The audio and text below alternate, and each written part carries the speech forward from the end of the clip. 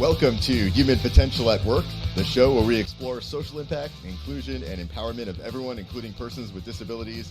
Get ready to be inspired, hear success stories, and learn tips and principles for bringing out the best in everyone. I'm the CEO of RU Global Impact. Today, my guest is Deb Russell, and Deb Russell is the CEO and founder of Deb Russell Inc. And it's interesting, I've known Deb so many years, but at the same time, I have not talked to Deb in 5 years, and so it's really nice to reconnect with her. And she has a very interesting story, and I consider Deb a leader in our community, and I think that she has so much to offer corporations, which is why I wanted to have her on the show. I will also note that Deb and I both served together on the board of directors at the USBLN, which is now called Disability:(IN). And Deb actually, during that time, was the lead. She was the chair of the board for the USBLN, now Disability:(IN). So we have a lot of experience of working together trying to make a difference in this industry. So Deb, welcome to the program. Thank you, Deb. I really appreciate the opportunity to be here. Yes, and the one thing I love your brain. So I love the way sort of the journey that you've taken and how you've taken this journey and you're now applying it to really help corporations understand what they need to do, because I often hear, we'd love to hire people with disabilities, but we have no idea where to find them. And then I also hear stories. I remember a corporation came to me and they said, we want to hire people with disabilities. So we put out a call to our local voc rehab. We've got at least 250 different people that have come to us, many from the same agencies. We're totally overwhelmed. We don't know what to do. Help us. And you have a lot of experience with this. I also like that your experience is not just with corporate America and as an entrepreneur, but you actually you were a special education teacher and you worked in voc rehab before. So you understand all these different pieces. So as we begin, do you mind giving the audience a little bit of your background, because it's very unique in my perspective? Well, thank you, Debra. And sure, happy to. So it's interesting because as a special educator, as a job coach, working on what I call that side, and I hate to refer to it as sides because I want them to come together, but right now there really are two different perspectives that people come from. So I worked on that side, serving people with disabilities, helping them find jobs, and then I went to work for the systems through voc rehab and some of the more local systems that serve people with disabilities, looking at policies and how do we improve the programs from that direction. Because what I wanted ultimately was for people with disabilities to have a better employment rate than what they do in the US and eventually over the globe. But that didn't really seem to have very much impact. So then I had the opportunity to go to Walgreens, and which is very much like systems, like governmental systems. But it was just an opportunity to really be able to share what I had learned about serving people with disabilities to help a company figure out how to employ them in the business case, what we call the business case. So that it was profitable to them and at the same time was an incredible opportunity for people with disabilities. So that was the being on that side brought me much more context to this side. And I do believe at this point, I still am the only person who served both entities in this industry. And it's been really a great opportunity to hold them both together and use that inside knowledge to be able to fix things and make it better for people with disabilities. I agree, because it's real easy to say, well, they don't do their job and blah, blah, blah. But it's different when you've actually done those jobs and walked those paths and seen the difficulties on all of those sides, the system sides, the government sides, the local sides, the voc rehab sides, the corporate side. And for some of our guests, our viewers might not know much about the Walgreens story, and I don't want to make this a Walgreens commercial, but do you mind just speaking a little bit to the efforts that you were very instrumental in achieving a lot of really, really successful things at Walgreens? Do you mind just explaining a little bit about what you were doing with them? Sure. And it was 6.5 years of my life. So I try to, really encapsulate it into that much. But it was a great opportunity where a leader in a company wanted to employ more people with disabilities. And his perspective came from a personal journey. He was a parent of an individual with a disability, but he also was very much an executive for the company. So he had that perspective. This has to make sense for the shareholders, for the customers, for the rest of the employees. And so it was with that kind of perspective that I was allowed to just run loose and figure out, how do we do this? Knowing what I know about the disability community and the services that, the service industry that serves them, how do I take that knowledge and apply it into what I was learning about how businesses run and how they operate and what's important to them as a generality. And so that was really the opportunity to go in there, and it took time. So I'm not going to say it was overnight. And we tried a lot of things, and some things worked and some things didn't. But it was that permission that the executive gave me to figure out, and that the opportunity to create a model. And I sometimes I don't like that people call it the Walgreens model, because if you look at every Walgreens location that we provided inclusion of people with disabilities into the workforce, it looks a little different. And that was the point of the model, was that you had to figure out how to make it work and make sense for everybody involved, the community, people with disabilities, the employees, et cetera. So that was it. That was what I did at Walgreens. We set goals, and I'm really proud of the numbers that we achieved, not just of people with disabilities. Over 1,000 people with disabilities had jobs before I left, but the level of the organization that people with disabilities were working in, the different kinds of roles that they played. We started with a target of very specific roles, and immediately, really blossomed out of that, because we realized that we were being too restrictive in the way we were thinking, we being Walgreens and myself.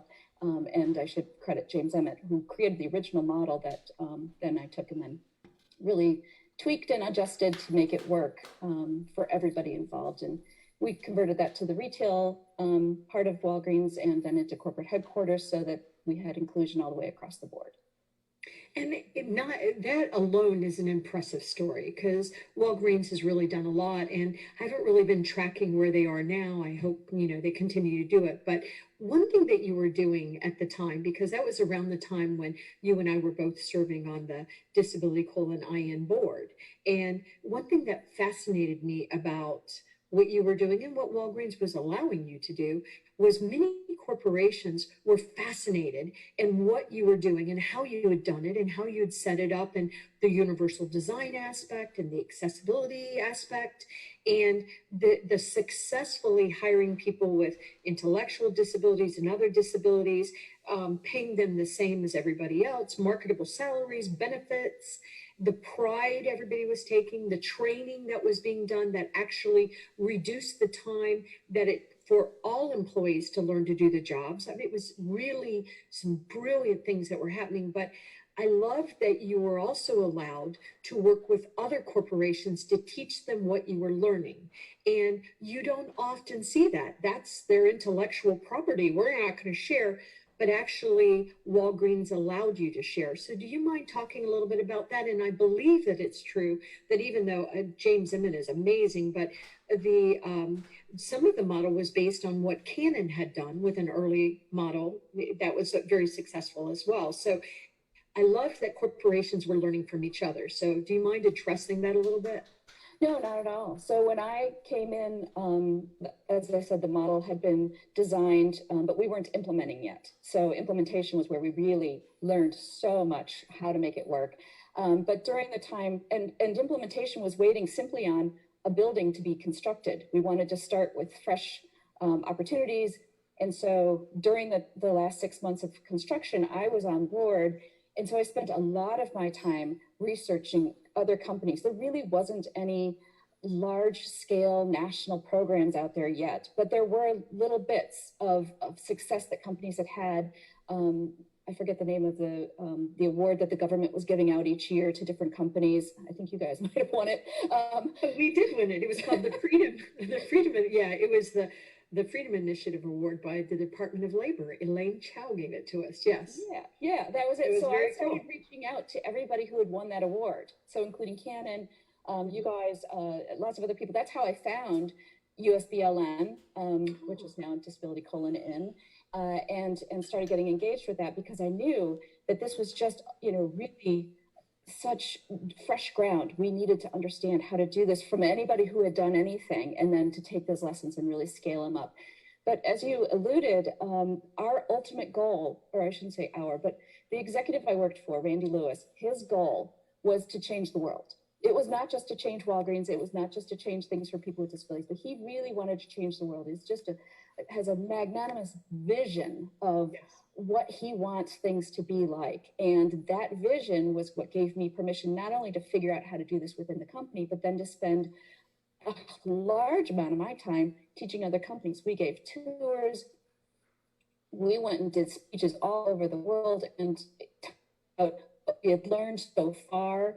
We had been doing this for like 6 months. We really didn't know what we had done so far, but we were talking about it. And then as the more evolutions came and we continued to iterate with the model, we talked about it more and more and more. We talked to government.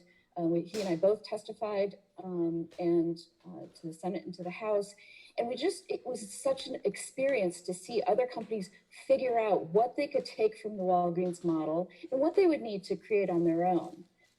But that was really what gave me the basis of leave Walgreens. Once we had figured out how to do it at Walgreens and things were relatively stable, I thought, well, I don't need to be here anymore. And it was so much fun to figure out how to make this work and to really impact people with disabilities and everybody else at the same time. In fact, you almost said our mantra, which was same job, same pay, same benefits, same standards, side by side.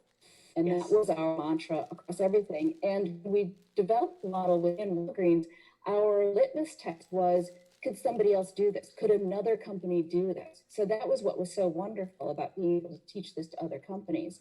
And the thirst and the interest that they had was just phenomenal. So it was such a great learning ground for me, an opportunity to really understand how does it, and not just at Walgreens, but then to dabble in with other companies because Walgreens me too, and then be able to move on and work with those companies individually and collectively.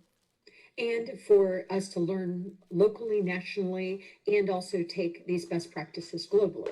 And I remember at the time as it was unfolding and Walgreens was getting such wonderful press and they deserved it. And I remember, I've talked about the Walgreens stories in a couple of my books, but I really need to have Randy Lewis on my show. So he's such a dynamic speaker. But what I found to be very interesting also was I wanted the community to support the corporate brands that were supporting us. And I was actually doing business with one of Walgreens' competitors, who I won't mention. And because Walgreens actually, because they were having so much success and getting so many kudos, this competitor actually started working really hard to also include people with disabilities. Competition is so good for our community. So, yes, it is. But I wanted to walk the walk myself. And so I actually changed my relationship from this chain of pharmacy stores that I really liked, doing business with. And I had been a customer for 25 years with this other group, but they were not employing people with disabilities, and Walgreens was. And I thought, you cannot be doing what you're doing, Debra, and not walk the walk. And so I changed my buying behavior, and it seemed so easy, go from one store to the other, but I had prescriptions I had to consider. There were some considerations. It wasn't as easy. It was easier than changing banks, but still I had to actually think about this. And so, but I also took the time to write a letter to the CEO of the company I was leaving and the CEO of Walgreens, telling them why I was making the decision. And then I was encouraging the community to please do the same thing, because if I remember one time speaking at the Down Syndrome Congress, and there were about 4,000 families like mine that had a member that had Down syndrome. And I said to these families, if the Walgreens CEO gets 4,000 letters from all of us, it is going to change everything. So I really wanted to encourage the community to make buying change decisions. Consumers do have a voice, vote with your wallet type thing. And so I really wanted to reward, and I am still a Walgreens customer after all these years. I've continued, to stay with Walgreens. but I think that was a very it was a very it was very visionary what was happening, and we learned a lot from it. And I know you were able to take your very unique background and apply it in other ways to a lot of other corporations to help them even get started. And I you know, I just thought that was very powerful.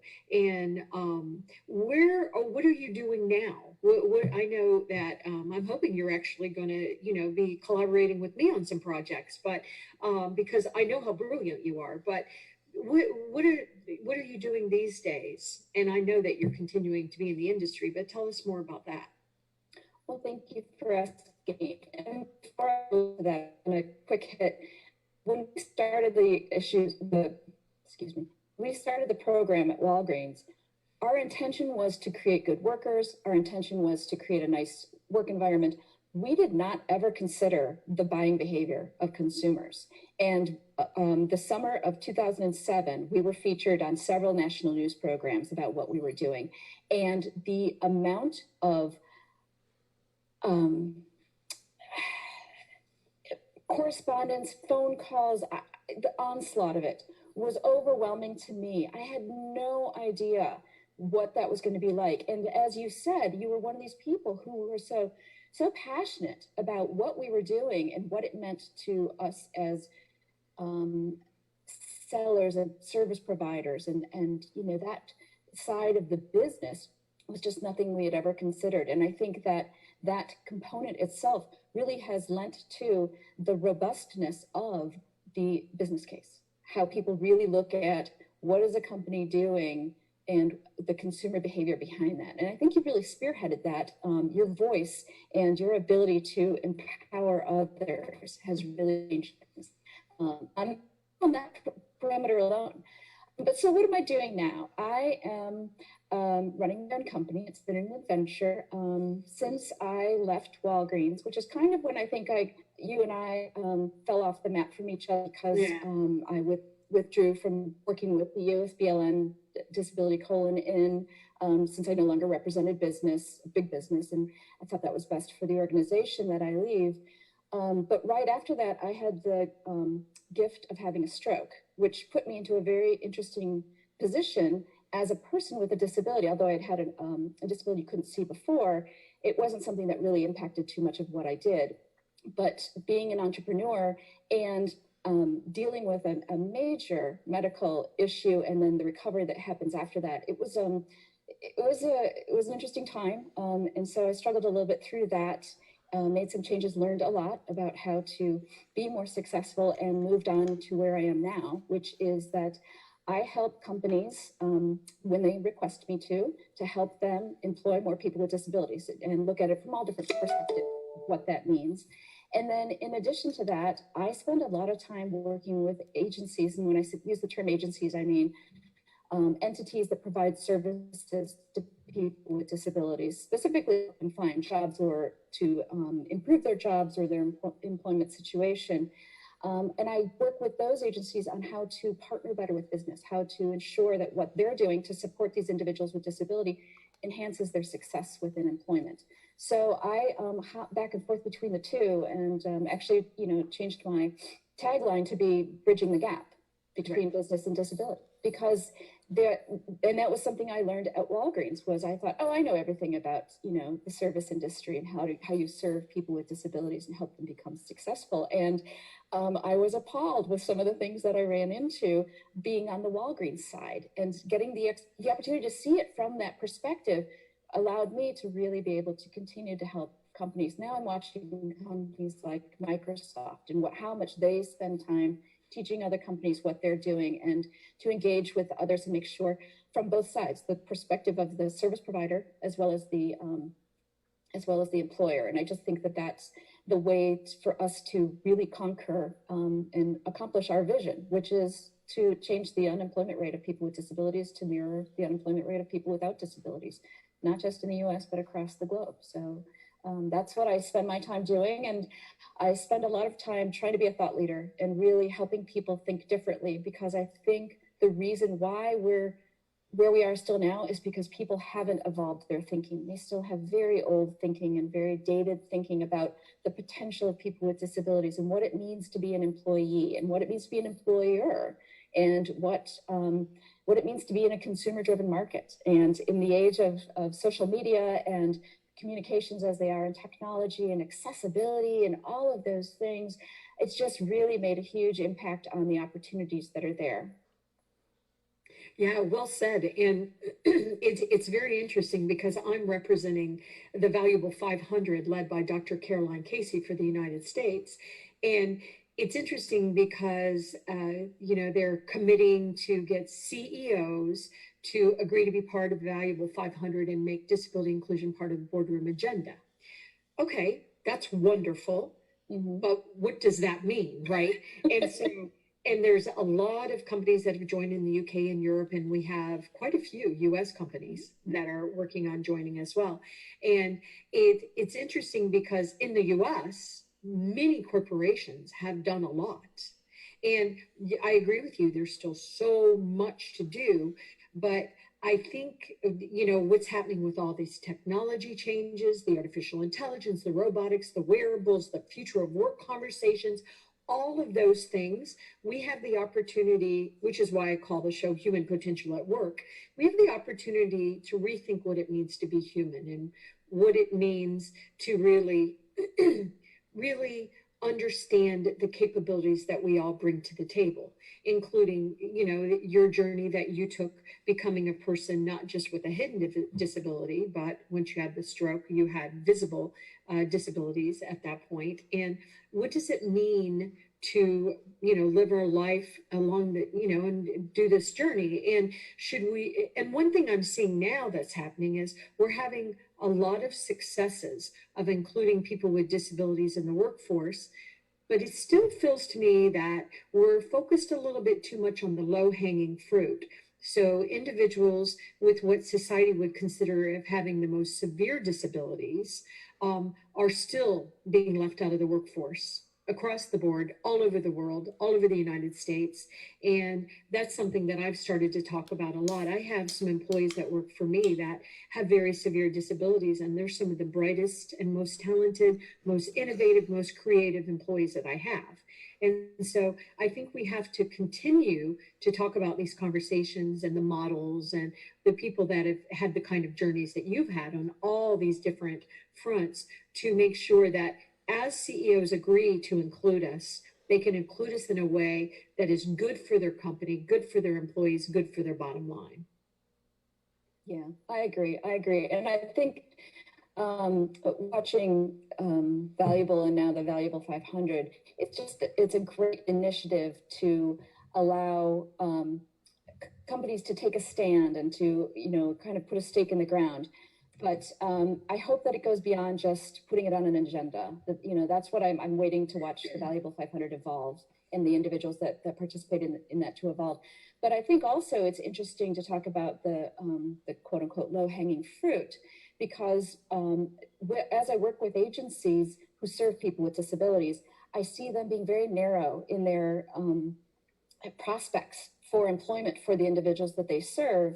And I've started, creating a lot of discussion around the fact that the labor market and the workforce is changing significantly and drastically. Yes, we have a labor shortage right now in the U.S. that allows some opportunities for people. But at the same time, if we don't get more progressive in how we think about preparing individuals who've never worked before and preparing them for the workplace and to be valuable in the workplace, not to misuse the term valuable, but that is really my key. How do we teach people with disabilities, my specific interest, but it could be anybody who's just entering the workforce or needs help in staying in the workforce. How do you teach them how to make sure they are valuable to their employer, that they're truly earning their paycheck? And that doesn't necessarily mean productivity. For a while, my metrics around success as an employee really had to do with achieving standards and production. And that, I think that came from, cutting my teeth on the distribution environment. But moving on to really seeing what a company or a manager values in some of the things that are less tangible, less measurable. I think is really helping people bring out whatever their talents are, whatever their skills are. I think you do a great job of that, Deborah. Really enhancing people's view of what is value and what is valuable to a company. And it's really getting broadened, which I think is very helpful for people with disabilities and for everybody. But I think that's become a nice area to pursue and to really dabble in. And as I said, I tend to lead discussions about things that can be slightly controversial. And one of them right now is what is the disability community doing about thinking about how the workplace and the workforce is changing, and ensuring that what we're doing is up to speed with that instead of teaching old models. I agree, and I'm gonna address a couple of those points. I'm gonna, first of all, and I think it's a really good point you brought up about the Valuable 500. The Valuable 500 is a marketing campaign. That's what it is. What it is it is designed to get the CEOs talking about this. So the CEOs talking to the CEOs, and for years we have said in this community, let's get the CEOs involved. But so this is an opportunity for the CEOs to engage, but we still have to do the work. We still have to do the work. So companies like mine and like yours and others, we still need to help them be successful. Yes, we will get the attention of the CEOs. There are already, CEOs are very engaged in these conversations, like Satya Nadella of Microsoft, obviously doing amazing things, parent of a child with a disabilities. But the marketing campaign of the Valuable 500, it is not supposed to come in and solve all the problems or provide all the solutions. It's not what it's created for. It is created to build awareness with the CEOs, which we need. And so somebody, one of my friends over in the UK had made a crack that we know the states aren't going to be involved. And it's like, yes, we are. And so because we've actually done a lot of work in the States, a lot of work with this. We're not there yet, but we've done a lot of work of where we're going. And that many of the U.S. corporations should be very proud to join the Valuable 500 because they're already doing the work, because we're suing each other so much, and they're more accessible, and they're employing more people with disabilities. But there's still so much work to do. And then I also want to address, because I totally agree with you, and we talk about this on the show a lot, that you're right. Everything is changing. So we can't keep training people with disabilities to do jobs that don't exist for years, and certainly are not going to exist in the future. We do know that artificial intelligence is going to take away a lot of jobs, but it's also going to create a lot of jobs. We know that wearables and robotics can all enhance all of our abilities. So what I spend a lot of time doing is making sure I'm in the right conversations, because there is major change happening to the workforce all over the world. The future of work, the work right now today, what's going to happen with artificial intelligence, robotics, wearables, everything is being disrupted, and we need to be right there in those conversations. And so the good news is we're learning a lot about, once again, what does it mean to be human, and how can we make sure that we are all accommodated and we all have the adaptions we need, using language from the UK or Europe. But it is a work in progress, and we all need to do a little better job of coming together to support the employers. And unfortunately, I still see lots of fussing and fighting, and I'm going to leave you out because it's sort of, I want to be the last one in, I'm going to shut the door behind me. No, we all need to be in these conversations. We all need to join with all of our different expertise. We need to be in the really big conversations. I was in a conversation with a disability group the other day, and they were talking about how can we make sure that artificial intelligence enhances employment opportunities for people with disabilities. And they were just thinking so small.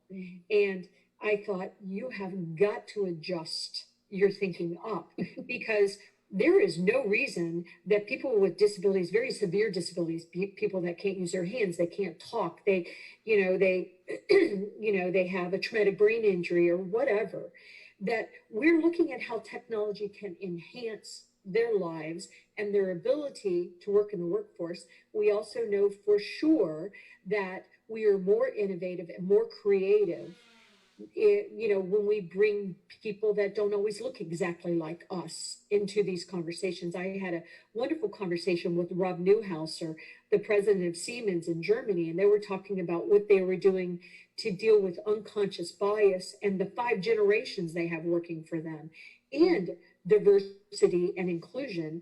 And they found that as they adjusted, they did training, they did awareness, they adjusted their processes, all of a sudden they had hired 50% more female engineers. So these are all the conversations. It can't just be about, make sure you include all the African Americans. No, make sure you include LGBT. No, make sure you include people with disabilities. No, make sure you're including people.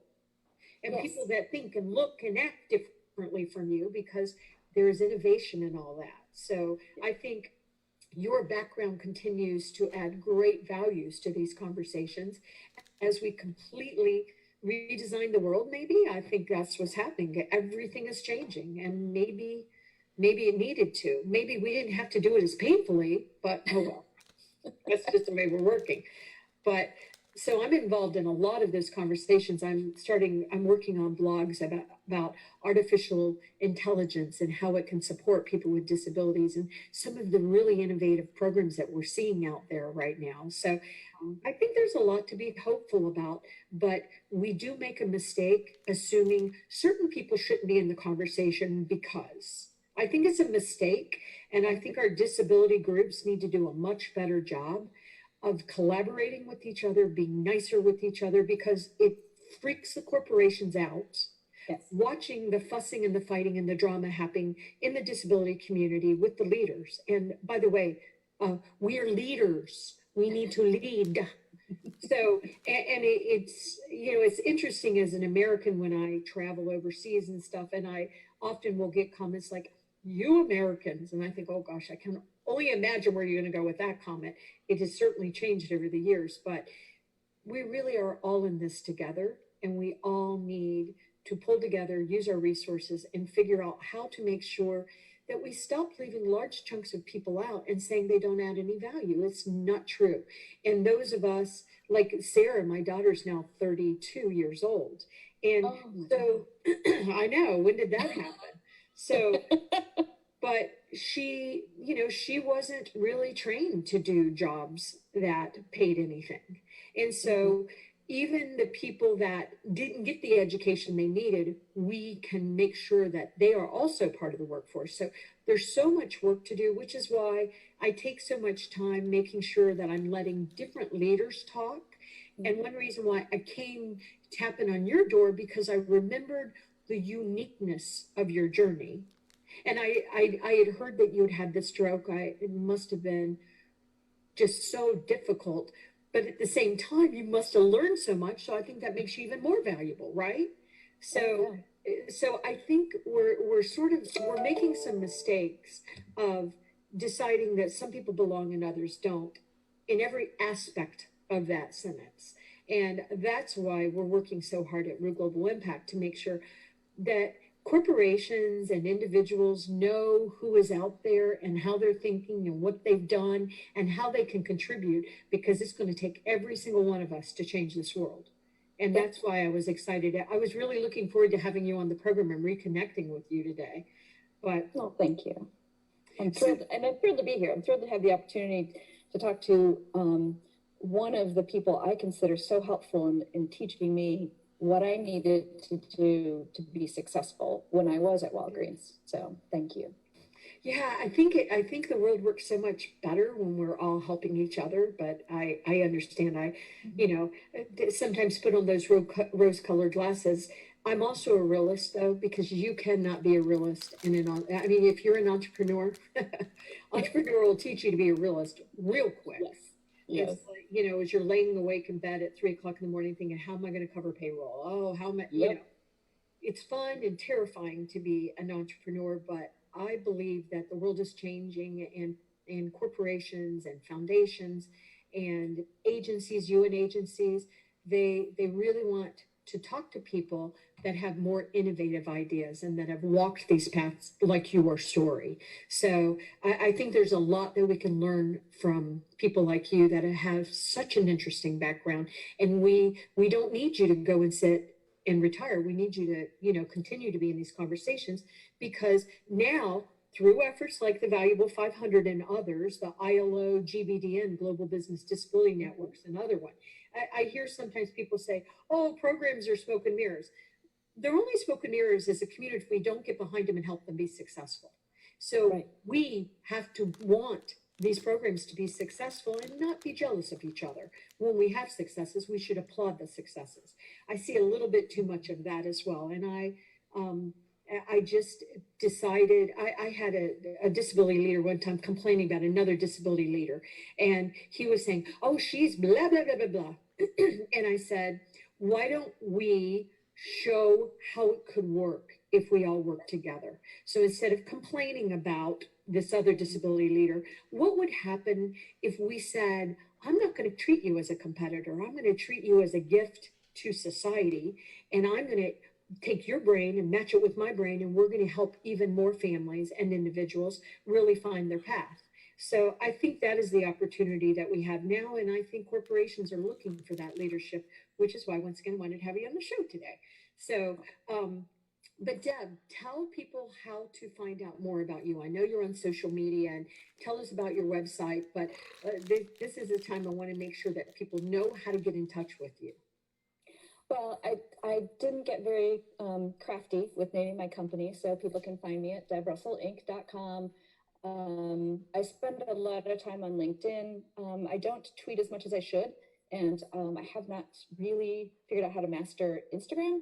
So LinkedIn is the basic place to find me. Facebook also, but it's I think my website offers a lot of tools and thoughtful pieces for people to be able to build onto. And you were speaking about being an entrepreneur, and it's interesting because I think sometimes people don't really understand my business model, but my purpose is to put as much free content out there because that's what's going to change the world.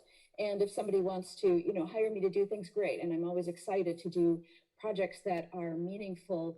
Whether they're profitable or not isn't really what's important. It's the outcome that's what's really key from my perspective, and where I spend most of my time invested is to make sure that we are moving things along to really change the needle. And that opportunity most of the time comes through paid engagements, but the opportunities I also have to be able to just provide trainings to people, or to spend time giving them a toolkit, or giving them access to a training, or those sorts of things, because it helps them move the needle further. And that allows me to have a larger impact, whether it's me individually or me influencing others. And that's really the goal. So Deb Russell is DebRussell, Inc., INC. So that's how people can find me. And I'll just make a few comments. In the first place, it's really good branding that you did Deb Russell, Inc., because I on social media, I'm Debra Rue on everything. I also have one Rue Global, but I mean, you're an individual leader, so it's actually good branding that you did that. And I also will say, I am very active on Twitter and Facebook and Instagram, but I love the engagement on LinkedIn. LinkedIn is a powerful, wonderful platform for engaging in really meaningful conversations. So I had said in the first book I wrote, which is old as dirt now, about social media, don't buy it. 2013, it has changed so much since then. But I wrote that LinkedIn was my favorite. And then I sort of changed my mind and thought Twitter was, but I love the engagement I'm seeing and getting on LinkedIn. So it's a very powerful platform.